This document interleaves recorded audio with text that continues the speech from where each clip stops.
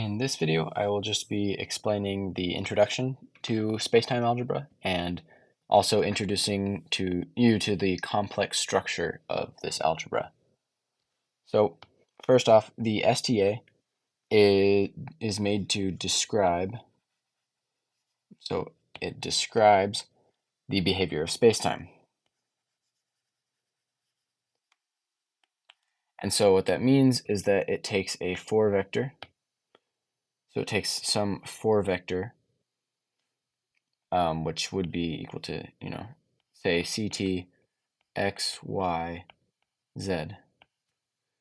So if it takes that and gives it an invariant,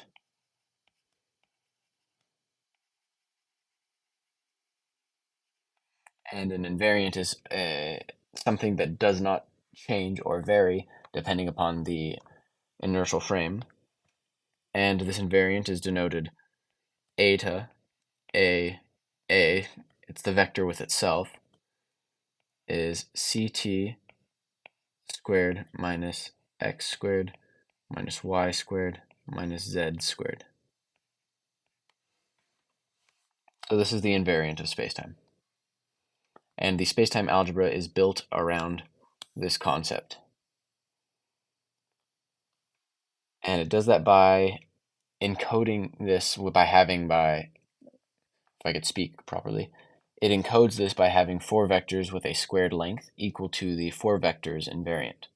So there are vectors in the spacetime algebra that have a squared length equal to this. The algebra that performs this is a geometric algebra called the spacetime algebra, and specifically you have the spacetime algebra, STA, is defined as the geometric algebra 1, 3, which here is just equal to the real number system extended by basis vector gamma, basis vector 1, basis vector 2, basis vector 3, and then for you have a gamma naught squares to positive 1, and you have the rest. Okay, gamma j squares to negative 1 for all j, where j is 1, 2, 3.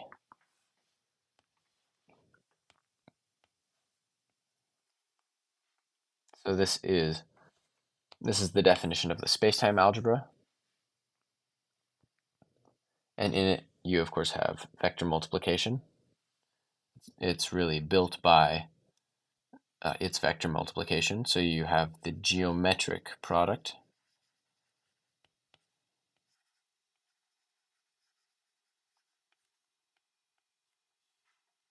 which has, so if you have a vector A and a vector B in the spacetime algebra, and this superscript here will just denote that it's the vector component. So scalars are 0, of course, vectors are 1, bivectors are 2, trivectors are 3, quadravectors are 4. So these are vectors. You have the definition AB equals A dot B plus A wedge B, which is standard. And A dot B is just the inner product, which is defined traditionally as the symmetric product between these vectors.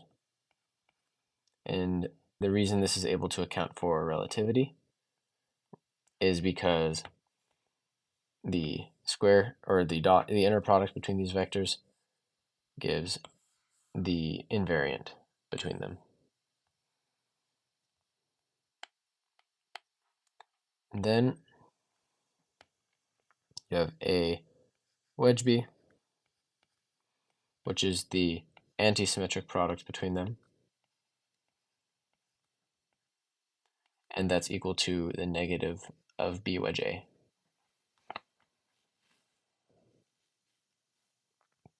Now this is a geometric algebra, so you have higher grade components. You don't just have vectors. You also have, so I'll say this stuff over here implies you have first the zero grade vector, which is just the number 1. Then you have gamma naught, gamma 1, gamma 2, gamma 3. Then you also have gamma 1 2, gamma 2 3, gamma 3 1, gamma 1 0, gamma 2 0, gamma 3 0. And then you can have gamma 1 2 3, gamma 1 2 0, gamma 2 3 0, or actually I'll write these corresponding to up here. So this one you'll have 2 3 0, gamma 3 1 0, gamma 1 2 0. And then you can have finally gamma 0 1 2 3. Where again, these, or this, and this, and this have different grades. So this is grade 0, grade 1, grade 2, grade 3, grade 4.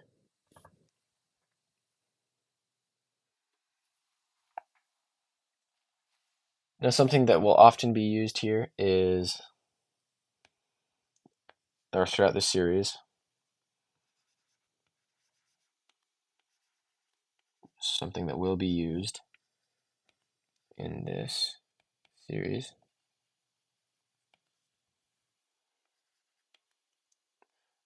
is index notation.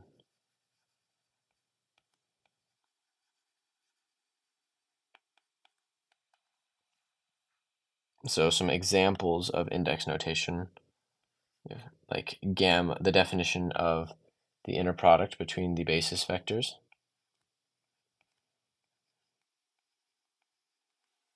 You can have these, where this will give you the metric tensor, the Minkowski metric tensor, which if you're going to put this in a matrix, we're not going to be working with matrices, but if you're going to put this in a matrix, you'd have that this matrix right here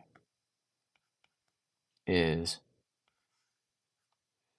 1, negative 1, negative 1, negative 1, 0, 0, 0, 0, 0, 0, 0, 0, 0, 0, 0, 0. You'd end up with this matrix right here. And so index notation can be useful for mapping between the two, but in general, we're not actually working with matrices. We're working with we're using these indices to stand in for a general vector. Like this could be 0, 1, and this would be 0, 1. We can also use this for multiple basis vectors, like when you're creating a bivector, you can have mu nu, or like for example the reciprocal basis.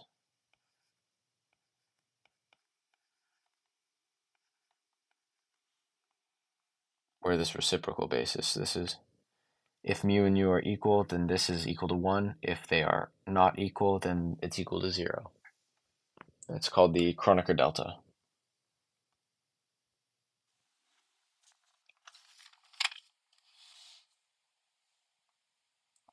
So we can change notation for this a little bit. Let me copy this, paste it down here. So we'll talk about complex structure.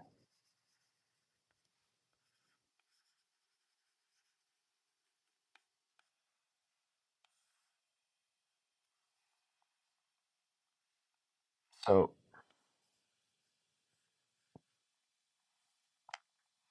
this right here squares to negative 1. So it can be rewritten. I'm trying to choose a good color.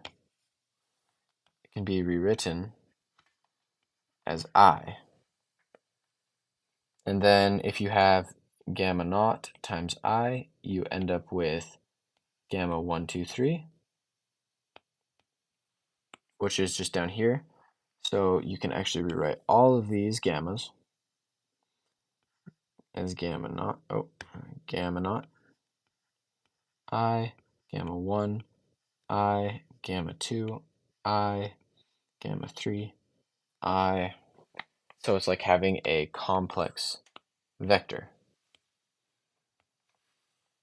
And you can do the same thing for the bivectors. So if you have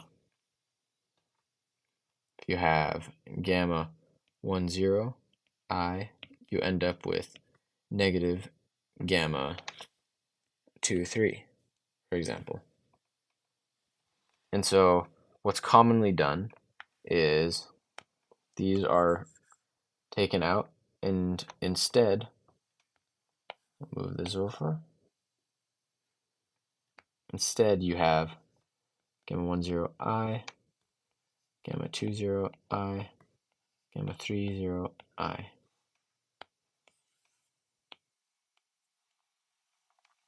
So there is a complex structure in this algebra.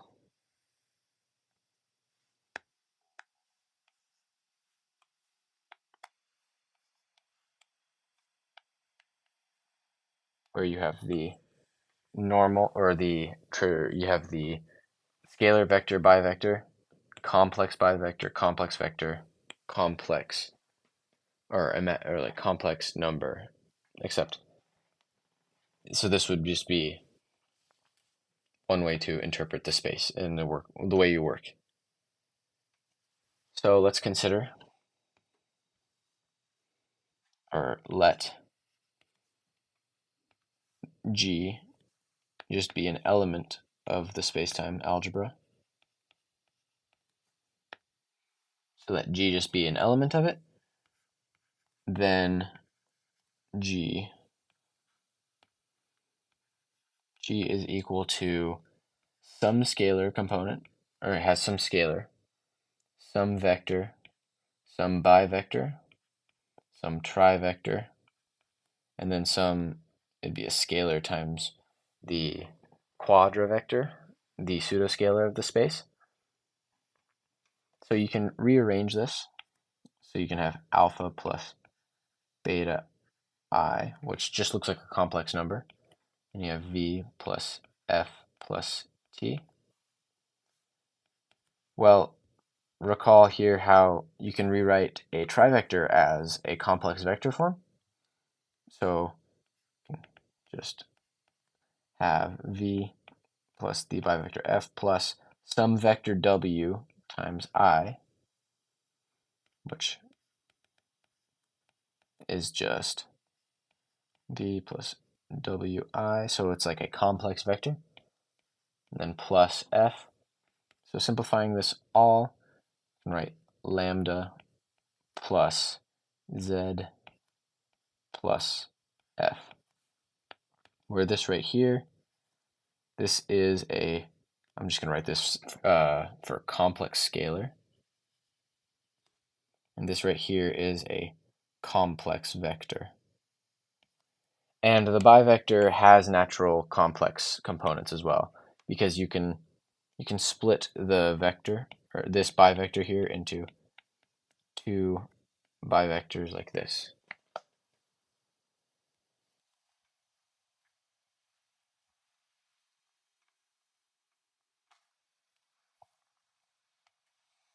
Where, of course, these are A and B here would commute with each other.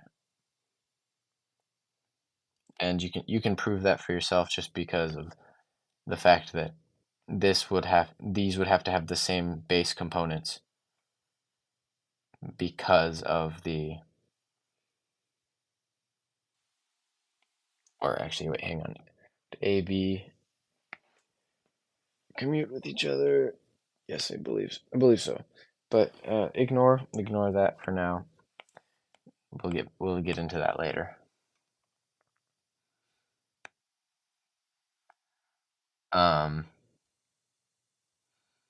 Before I continue in the analysis of the complex structure of a bivector, let's just talk about the Hodge dual.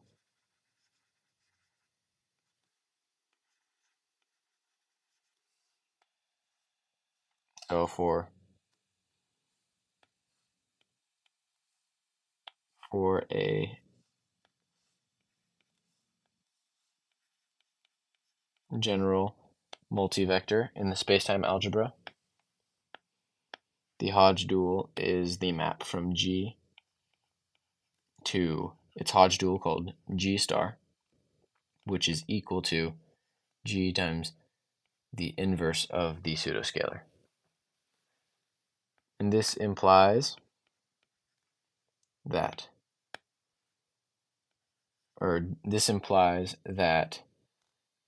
the inverse Hodge dual is equal to G, of G is equal to G times the pseudoscalar. And the reason it's like this is so that when you take the undualization of the dual of G, you get G times I inverse times I, which the inverse, of course, just equals 1, so you just get G.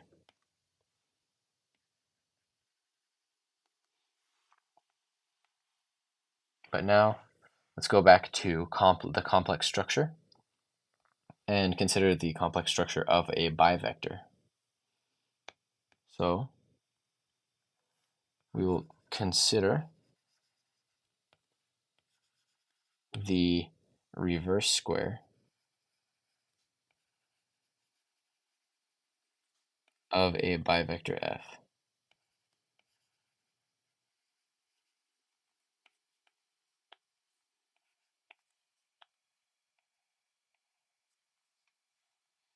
And this reverse square would be this, F times its reverse, or F reverse times F.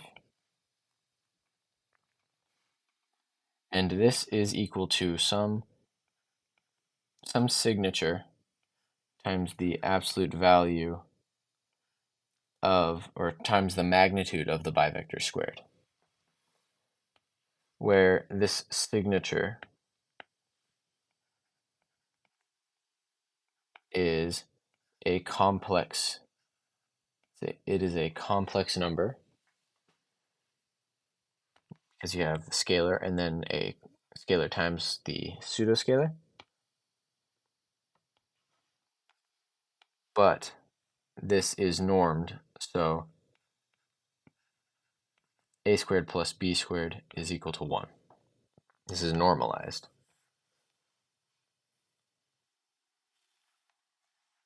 Because it's normalized, you can write that epsilon f is equal to e to the 2 phi I. You might wonder why we have a factor of 2 in this.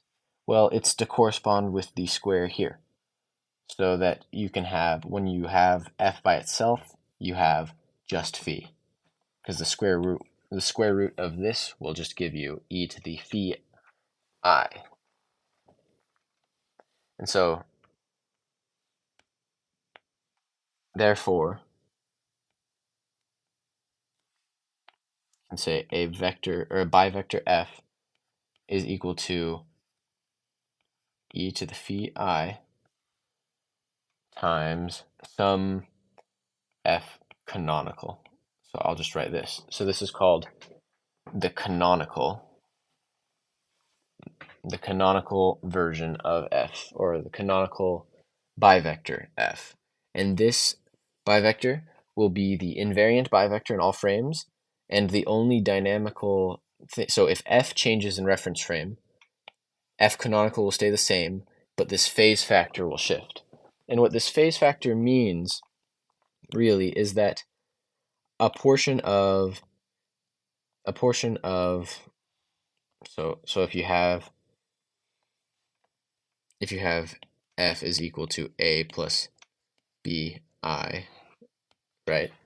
So this phase factor is just going to pretty much talk about the ratio between this a and b component.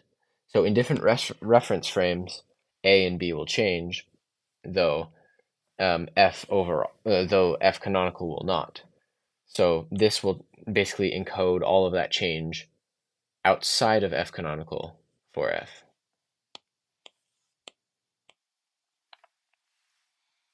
So let's solve for what phi should be.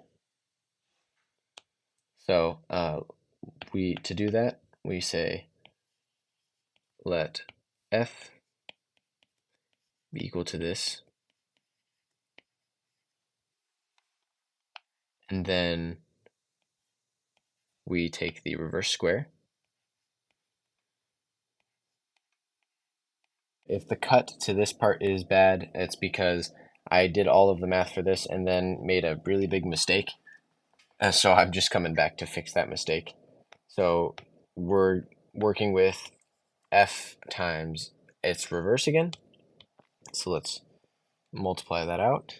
So you end up with negative signs in front of both of these because these are both bivectors, which means that overall their negative sign, there is a negative sign.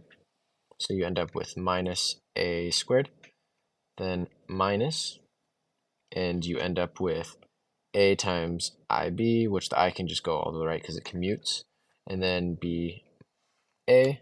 So you end up with ab plus ba times I, then minus b squared, or rather bi squared. So this right here, these components right here, so this and this, these are equal to the projection of f squared onto its scalar component. And this right here is equal to the projection of f squared onto its, what do you call it? Quadravector component, because of this right here. This will give a scalar, this will give a quadravector. Okay, so then this is just equal to f squared naught, then plus f squared 4, then I'm going to do something here where I'm going to essentially multiply this by 1 by having the inverse and then just having, so this right here is going to make this quantity scalar, and then this brings it back to being a quadravector. But we know from our work up here that this is equal to the complex number with 2 phi. So this is going to be times this squared, then e to the 2 phi I, which is going to be equal to phi, or f squared cosine 2 phi plus f squared sine 2 phi times I. So now you can equate both sides, and you can see why I put the I here, so that we can equate these two things. So we can say that tangent of 2 phi is equal to, you first have this ratio, this divided by this. So these f squareds are going to cancel out because it's equal, or because you're dividing, you have the f squared sine and then the f squared cosine over, so this goes away and it just becomes tangent. And that's why we're only working with tangent here. And then because it's just the ratio of these two things, we can consider the ratio of these two things right here. So we end up with f squared 4 I inverse over f squared, just the scalar part. And this implies, if we take the inverse tangent and then divide by 2, we have phi equal to 1/2 inverse tangent of this quantity right here.